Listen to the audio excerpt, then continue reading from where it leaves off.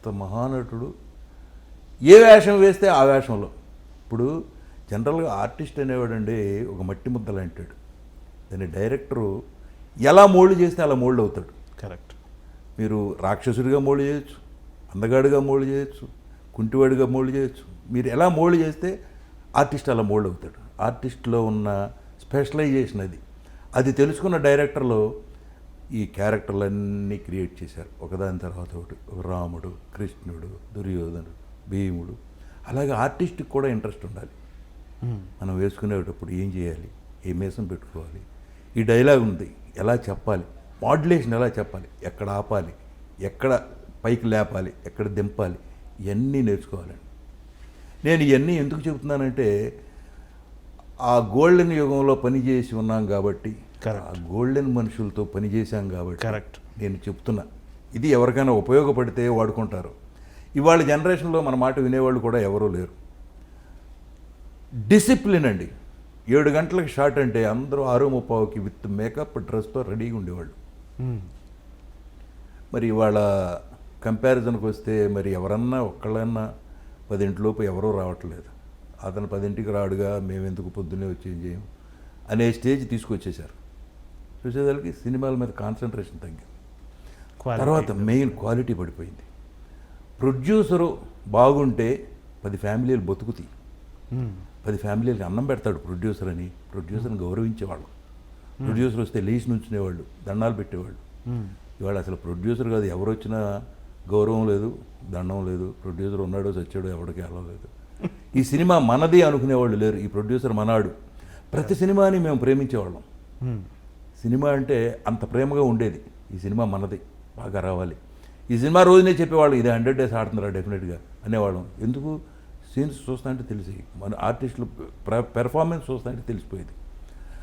అందుకే మీకు హేమాహేమీలైన ఆర్టిస్టులు వచ్చారు. ఆ రోజులో డబ్బు పిచ్చలేదు, పెర్ఫార్మెన్స్ కొట్టాలి. ఇది నాగేశ్వరరావుని ఎలా కొట్టాలి, రామారావుని ఎలా కొట్టాలి, ఇద్దరు కలిసి చేసేటప్పుడు ఎలా కొట్టాలి, అతను మించి పేరు మనకు రావాలి అని ఎవరికాళ్ళు తాపత్రయపడేవాళ్ళు.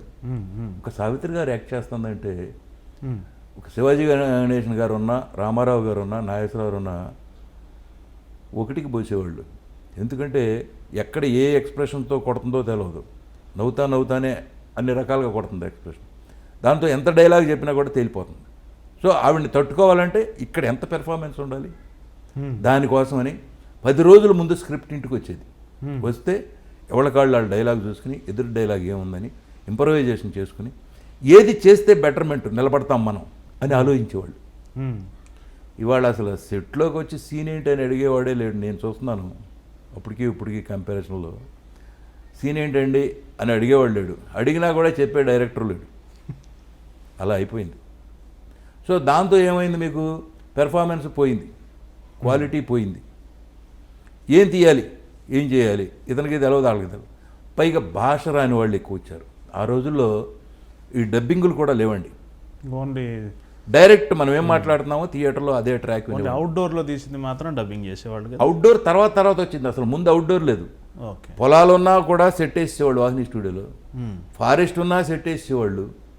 తర్వాత ఈ మెచ్చిల్ కెమెరాలు ఇవన్నీ రాలా, యారీ ఇవన్నీ రాలా, మిచ్చిల్ ఒకటే ఉండేది. ఆ మిచ్చిల్తో ఏంటంటే పెద్ద బండలాగా ఉండేది. అది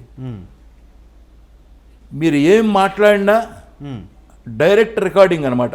ఎవరో అసలు పిన్ డ్రాప్ సైలెన్స్, పిన్ను పడినా కూడా వినపడే శబ్దం ఉండేది కదా సౌండ్ ఇంజనీర్లు. ఇప్పుడు ఈ సోకాళ్ళు మన ఇవాళ పెద్ద డైరెక్టర్లు ఉన్నారు, విశ్వనాథ్ గారు, వీళ్ళంతా కూడా సౌండ్ ఇంజనీర్లు. ఆ రోజుల్లో వాళ్ళే రికార్డ్ చేసేవాళ్ళు. సైలెన్స్ అంటే సైలెన్స్ అంతే, ఎవరో మాట్లాడతాను వీళ్ళు. అక్కడ పర్ఫెక్ట్గా డైలాగ్ బాగా పోతే వన్ మోర్ టే. అందుకే పర్ఫెక్ట్ తెలుగు వచ్చు ఆర్టిస్టులు ఉండేవాళ్ళు. డిక్షన్ బాగుండేది. తర్వాత క్యారెక్టర్కి పడ్డ ఆర్టిస్టులు ఎన్నుకునేవాళ్ళు. అందుకే మంచి పర్సనాలిటీలు ఉండే ఆ రోజుల్లో. ఇప్పుడు అదే మాయాబజార్ వాళ్ళు తీశారనుకోండి, ఒక ఘటోద్గజుడు వేయటానికి ఆర్టిస్ట్ ఏడి, కరెక్ట్, కృష్ణుడు వేయటానికి ఆర్టిస్ట్ ఏడి, దుర్యోధనుడు వేయటానికి ఆర్టిస్ట్ ఏడి, ధర్మరాజు వేయటానికి ఆర్టిస్ట్ ఏడి. అసలు తెలుగు వచ్చినాళ్ళు లేరు ఇవాళ. ఏ భాష రాకుండా 1 2 3 4 చెప్పు చాలు మేము డబ్బింగ్లో వేసుకుంటాం, ఆ స్టేజ్ వచ్చేసింది. అవును. మాయాబజార్ అంటున్నారు కాబట్టి నేను ఒక వార్త చదివా. మాయాబజార్ ఇండస్ట్రీలో ఉన్న ఆర్టిస్టులను అందరినీ పెట్టేస్తే ఇక పాండవులు వేయటానికి ఎవరు లేరట. అందుకని కేవీ రెడ్డి గారు పాండవులు ఉన్నట్టుగా భ్రమింపజేస్తూ, ఆ సినిమా చూసిన వాళ్ళకి అర్థం కాదు, నిజంగా పాండవులు కనిపించరు మనకు అందులో. అవును, పాండవులు ఉండరు బట్ ఉన్నట్టు ప్రతి సీన్లో పాండవుల గురించి పాండవుల టాపిక్ ప్రస్తావన ఉంటుంది. అది డైరెక్టోరియల్ మ్యాజిక్ అనమాట, అంత బిగి స్క్రీన్ ప్లేలో. అది కాదండి, ఒరిజినల్గా అసలు అది కన్నడ నాటకం. ఓకే, ఘటోత్కచ్ ఘటోత్కచ్ అని కన్నడ నాటకం, దాన్ని కొనుక్కొచ్చి చేశారు. దానిలో కూడా ఉండరు, దానిలో కూడా పాండవులు ఉండరు. ఓకే, దాన్ని మనాళ్ళు తీసుకొచ్చి తెలుగులో చేశారు. అలాగా ఆల్ టైమ్ రికార్డ్ అయింది. కన్నడలో పెద్ద ఫేమస్ డ్రామా అండి అది. కొత్త విషయం ఇది, మీరు చెప్పండి. అవకాశం అందరికీ తెలుసు, దాదాపు చాలా మందికి తెలుసు. సినిమాల ప్రస్తావన కంటే ముందు మీరు నాటకాల్లో చాలా అవునండి వరకు అనుభవం గడించినాకే సినిమాల్లోకి వచ్చారు. ఈ నాటకాల్లో మురారి గారి కీర్తిశేషులు అంటే అది చాలా చాలా గొప్ప. అవునండి, యంగ్ మెన్స్ హ్యాపీ క్లబ్ చాలా సార్లు వేసామండి. Young men's happy club Kakinada వాళ్ళదనుకుంటా. నాటక నేపథ్యం ఉంది, ఒక విధంగా కలిగిన కుటుంబం నుంచే వచ్చారు. మీ కుటుంబ నేపథ్యం, మీ తల్లిదండ్రుల గురించి చెప్తారా? మా తల్లిదండ్రులండి, మా నాన్నగారి పేరు మణియ్య గారు, తల్లి వియ్యమ్మ గారు. వాళ్ళ ఎడ్యుకేషన్ లేదు. ఓకే, వ్యవసాయం, ఒక 40-50 ఎకరాల పొలం చేస్తూ ఉండేవాడు. ఎప్పుడు మా దగ్గర ఒక 4-5 జతల ఎడ్లు, ఒక 10 గేదెలు, 10-15 ఆవులు, దూడలు, 4-5 పాలేళ్ళు ఉండేవాళ్ళు. ఆయన వ్యవసాయంలోనే ఉండేవాడు. మా ఫ్యామిలీలో ఎవరు చదువుకోలే. సో నాకు ఏమయ్యేదంటే, నేను చదువుకోవాలి బాగా, మా ఫ్యామిలీలో ఎవరు చదువుకోలేదు కాబట్టి నేను చదవాలి అని చెప్పి, నేను మా ఇంట్లో ఉంటే చదువు రాదని మా మేనమామల ఇంట్లో బట్టల పెనవర్లో చదివాను. మా మేనమామ అప్పటికి స్కూల్లో రైటరు. సరే అక్కడికి వెళ్ళిపోయాను, నేనే వెళ్ళిపోయి చదువుకుంటానని అక్కడ మొదలెట్టే చదువు. శుభ్రంగా చదువుకునేవాడిని, సెలవుల్లో ఇంటికి వచ్చేవాడిని, గెదలు కాసేవాడిని, పొలం వెళ్ళేవాడిని. మా నాన్నమ్మట సరదాగా ఆ పొలంలో గడ్డివాముల మీద పడుకునేవాడిని. ఆ రాత్రి వద్దురా అన్నా కూడా వినేవాడిని కాదు, చాలా సరదాగా ఉంటుంది గడ్డివాములో పడుకుంటే. ఈ చలికాలం కరెక్ట్గా శీతాకాలం వస్తుంది, ఆ గడ్డిలో దూరి పడుకుంటే అచ్చగా ఉంటుందండి. అలాగా అసలు పల్లెటూరు లైఫ్ ఎంజాయ్ చేయాలి మీరు.